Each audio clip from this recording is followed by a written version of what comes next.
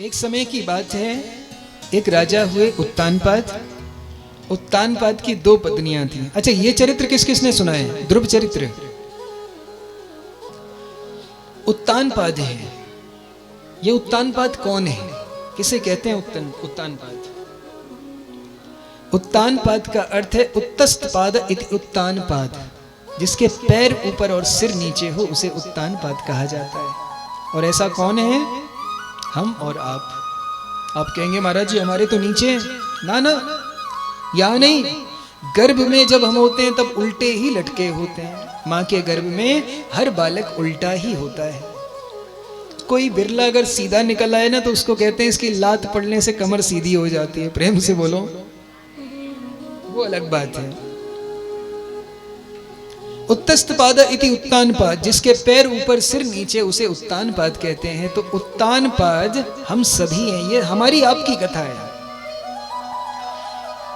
इसकी 2 पत्नियां हैं, एक है सुनीति, एक है सुरुचि। बड़े ध्यान से समझना, एक है सुरुचि, एक है सुनीति।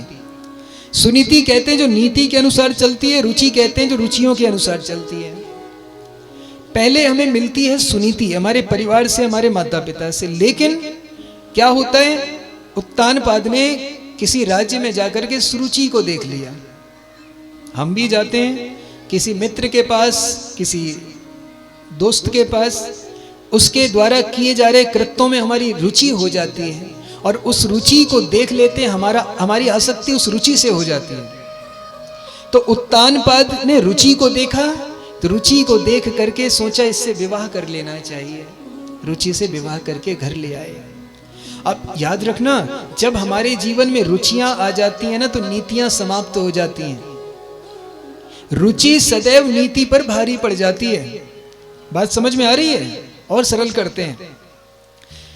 रुचि हो गई कि आपको समोसा पसंद है, और नीति क्या है? नीति कहती समोसा खाओगे पेट खराब हो जाएगा, है ना। रुचि कहती गोलगप्पे बड़े अच्छे लगते हैं, लेकिन नीति कहती है गोलगप्पे खाना सेहत के लिए हानिकारक है। रुचि कहती है कि पिज्जा खाएंगे तो बड़ा मजा आएगा, लेकिन नीति कहती मैदा है बेटा, पेट खराब हो जाएगा। बात समझ में आ रही है? लेकिन क्या हम पिज्जा खाने से रुकते हैं? क्या हम गोलगप्पे खाने से रुकते हैं? क्या हम समोसा खाना छोड़ते हैं? अरे महाराज जी रोज मिल जाए तो रोज खाएं। तो जहां रुचियां होती हैं वहां नीतियां दब जाती हैं। यही कारण है कि उत्तानपाद के घर जब रुचि आई तो नीति को घर से बाहर निकाल दिया, एक दूसरे महल में उसको शिफ्ट करा दिया। नीति को बालक ध्रुव हुए हैं, सुनीति को बालक ध्रुव की उत्पत्ति हुई, और रुचि को बालक हुआ उत्तम। एक एक शब्द को ध्यान से समझना। रुचि, सुनीति को कौन हुआ? जोर से बोलो। और रुचि को जी उत्तम। ध्रुव कहते हैं भक्ति को, ध्रुव कहते हैं भक्ति को, विवेक को, नियम को, संयम को। और उत्तम कहते हैं उत्तम साधन इति उत्तम। जो उत्तम सुख सुविधाएं हैं, साधन है, आनंद है, क्षणिक आनंद, उसे उत्तम कहते हैं। आपको नीति मिली, सुनीति मिली, तो सुनीति के अनुसार यदि आप चलेंगे, यदि नीतियों के अनुसार चलेंगे तो आपको क्या मिलेगा? भक्ति मिलेगी, विवेक मिलेगा, नियम संयम बनेगा। सात्विक भोजन करोगे, एकादशी का व्रत रखोगे, नियम से भोजन पाओगे, भूमि पर बैठ के भोजन पाओगे, खड़े खड़े नहीं खाओगे, ज्यादा तेल मिर्च मसाले नहीं पाओगे, तो मन सात्विक रहेगा, जिससे आपका भजन में मन लगेगा, भक्ति आपको मिलेगी। और अगर आप रुचियों के अनुसार चलते हो तो आनंद तो बड़ा आएगा। अच्छा, नीति में थोड़ा कष्ट होता है। जैसे अभी लौकी बनवा दी थी हमने अपने यहाँ, अब हमें तो बड़ी पसंद है, लेकिन हमारे कुछ सदस्यों को पसंद नहीं आई। कहते हैं महाराज जी आलू टमाटर खिला दो। हम उसमें खुश हैं, और इतना मिर्च मसाला डाल करके कि हम दंग रह गए। नहीं, हमने नहीं पाई, बस चखा था कि कैसा बनाया है। तो लौकी खाने में स्वाद थोड़ा बुरा लगता है, वैसे बड़ी टेस्टी लगती है, लेकिन जो स्वाद के पुजारी हैं उनको बुरी लगती है। अब हुआ क्या कि वो लौकी बुरी लगी, लेकिन वो फायदा देती है। और मिर्च मसाले वाली टमाटर आलू नुकसान देगा लेकिन स्वादिष्ट बड़ा लगेगा। तो जब रुचि आती है तो उत्तम साधन तो मिल जाता है, हमें बताने की जरूरत नहीं पड़ती, लोगों की नजरें अपने आप बता देती कि कौन है। प्रेम से बोलो। अच्छा, रुचि आई तो उत्तम साधन, आनंद बड़ा आया लेकिन क्षणिक आनंद आया, फिर कष्ट आएगा। क्यों?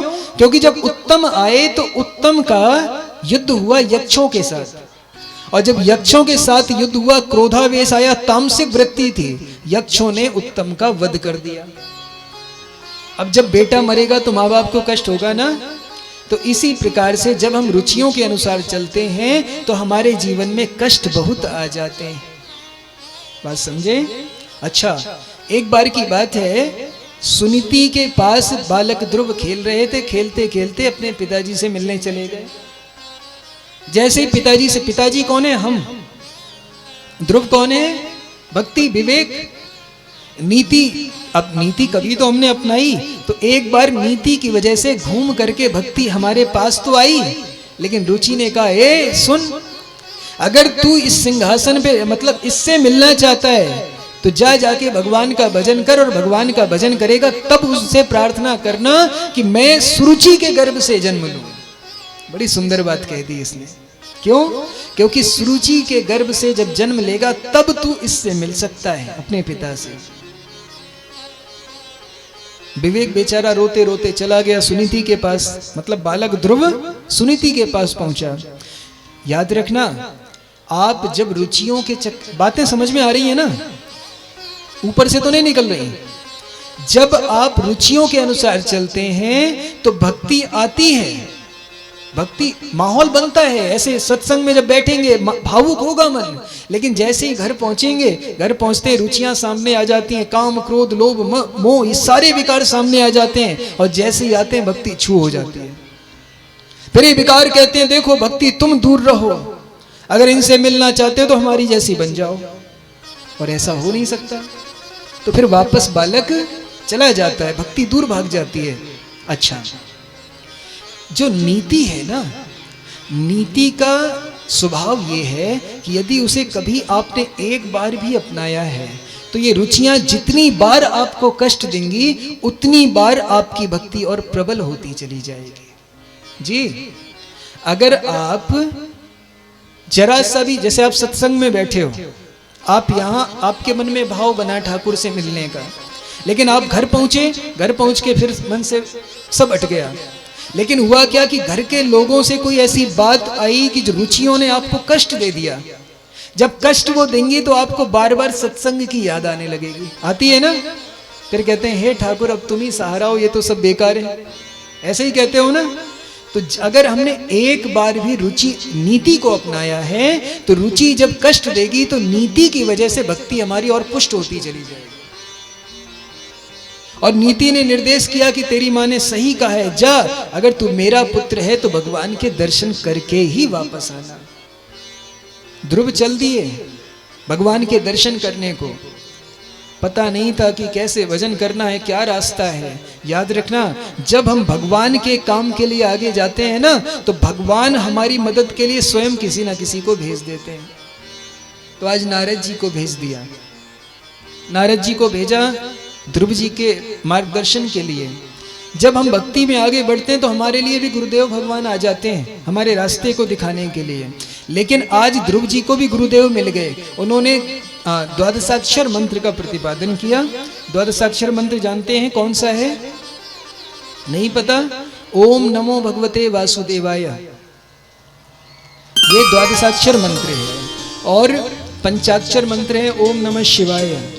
पंचदशाक्षर मंत्र है हरे कृष्ण कृष्ण कृष्ण हरे हरे, हरे राम राम राम हरे हरे। तो ऐसे मंत्र अलग अलग हैं। तो द्वादशाक्षर मंत्र का प्रतिपादन किया। द्वादशाक्षर मंत्र का 5 महीने निरंतर नियम से साधना करके बालक ध्रुव ने तपस्या की। 6वें महीने में भगवान के दर्शन ध्रुव को प्राप्त हो गए हैं। प्रेम से बोलो। स्पष्ट है कि यदि आप नीतियों के अनुसार चलते हो तो नीतियों से आपको मिलेंगे भगवान, नीतियों से मिलेगी भक्ति, और वो भक्ति आपको भगवान से मिला देती है। प्रेम से बोलो। अच्छा, अब जब भगवान से मिलकर के ध्रुव जी वापस आए ना, उनको वरदान दिया कि 36,000 वर्ष तक राज्य करो, उसके बाद ध्रुव लोक चले जाना। तो जब मिलकर के वापस आए तो आज जो माता पिता, जो रुचियां उन्हें दुत्कार रही थी, आज वही उनके स्वागत के लिए खड़ी हैं।